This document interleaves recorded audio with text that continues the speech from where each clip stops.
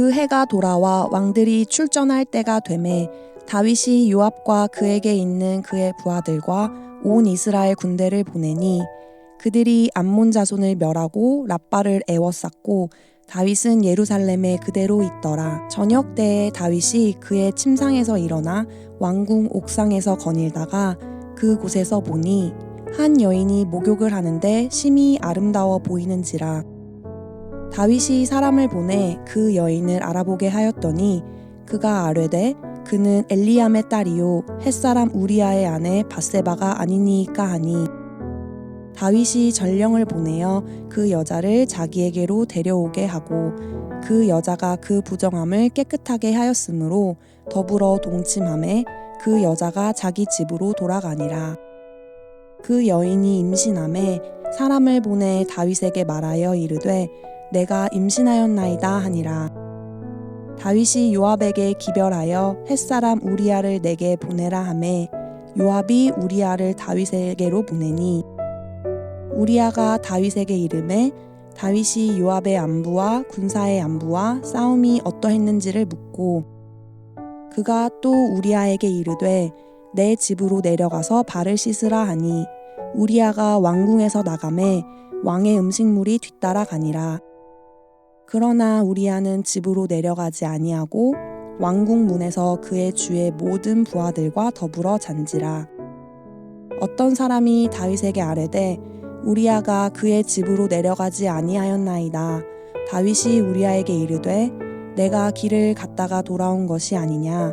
어찌하여 내 집으로 내려가지 아니하였느냐 하니 우리아가 다윗에게 아뢰되 언약궤와 이스라엘과 유다가 야영 중에 있고 내 주 요압과 내 왕의 부하들이 바깥 들에 진치고 있거늘 내가 어찌 내 집으로 가서 먹고 마시고 내 처와 같이 자리이까.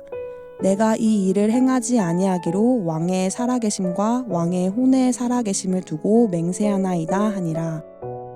다윗이 우리아에게 이르되 오늘도 여기 있으라. 내일은 내가 너를 보내리라. 우리아가 그 날에 예루살렘에 머무니라.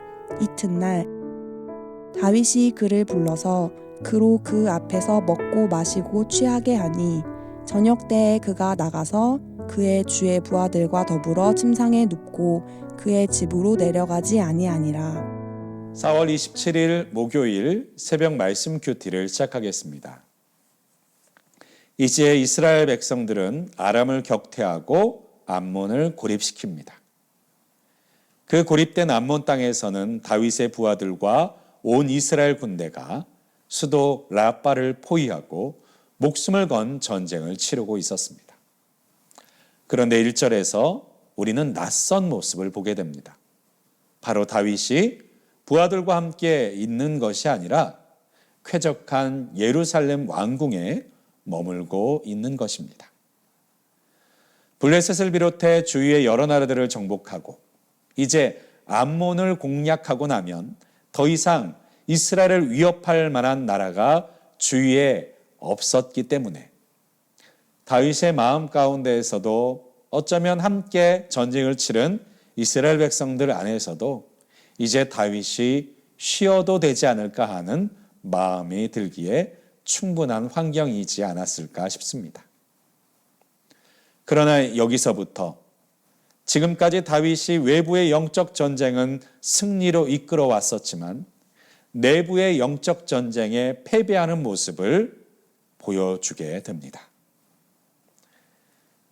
오늘 본문에 있는 말씀을 통해서 다윗이 어떻게 하나님 앞에서 무너져 가게 되었는지를 살펴보도록 하겠습니다. 오늘 2절에 있는 말씀에 보니까요, 다윗이 저녁 때가 되어서 침상에서 일어나 왕궁 옥상을 거닐었다고 말하고 있습니다. 여기서 우리는 다윗이 아침이 아니라 저녁이 되어 잠에서 일어났고 침대에서 몸을 일으켰다는 사실을 보게 됩니다. 그리고도 할 일을 찾지 못한 채 목적 없이 왕궁의 옥상을 이리저리 어슬렁대고 있는 모습을 보게 됩니다. 그때 다윗의 눈에는 가정들의 집들의 담을 넘어 몸을 씻고 있는 한 여인이 눈에 들어오게 됩니다. 아마도 평소의 다윗이었다면 보지 말아야 될 그 모습을 피해 주변에 사람이 없었을지라도 눈을 돌리고 자신이 해야 될 일에 다시 집중해 나아갔을 것이지만, 지금 다윗은 나태함과 무료함 속에서 마음의 긴장감만이 아니라 신앙의 양심조차 놓아버린 상태가 되었던 것 같습니다. 사랑하는 여러분, 믿음의 사람들이 언제 넘어지는지 아십니까? 고난과 어려움이 올 때가 아닙니다. 열정적으로 사역과 사명을 감당하고 나서 찾아오는 허무함, 바로 그때가 가장 넘어지기 쉬운 때입니다.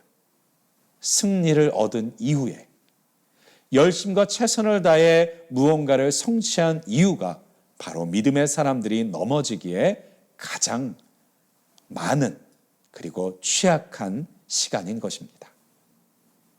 그래서 우리는 항상 우리의 마음이 비어 있지 않도록 마음을 분별해야 하고, 때로는 비어 있는 우리의 마음에 무엇이 채워지려고 하는지를 냉정하게 살펴보아야만 할 것입니다.